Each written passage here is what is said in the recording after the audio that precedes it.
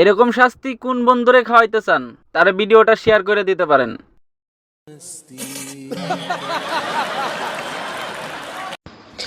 আরে বেঈমান, আমি তো তোরেই চাইছিলাম, তুই কেন আমার হলি না?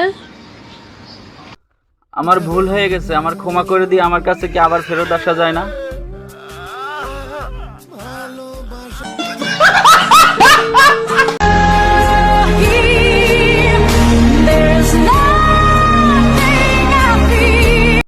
মা ছেলের পবিত্র ভালোবাসা।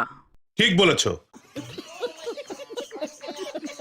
তুমি নিজেকে সানি লিওন দাবি করো, এরকম ইন্টারভিউতে তুমি দাবি করো, সব জায়গায় বলো, কেন? কারণ ওর মতো হচ্ছে আমি হতে চাই।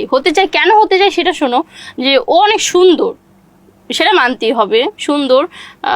ও কি করে না করে সেটা কিন্তু আমি জানি না, আমি বিশ্বাস করি না।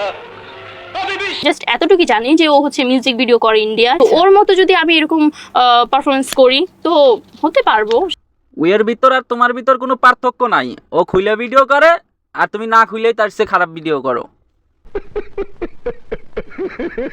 আমাকে যেন আল্লাহ নামাজে মনোযোগী বানিয়ে দেন, আমি যেন একজন হাফেজ হতে পারি, হাফেজা। আর তৃতীয় ইচ্ছা হচ্ছে কি, আমাকে একজন সৎ, নেককার, দিনদার কোন একটা জীবন সঙ্গী আল্লাহ দান করুন। এই তিনটা ইচ্ছা। তুমি এই হলুদ সাংবাদিকের কাউরে বিয়ে করে নাও, কারণ তারাই তো বড় দিনদার। না হলে তোমার এরকম ইন্টারভিউ নিতে পারে শালার ভণ্ড হলুদ সাংবাদিক।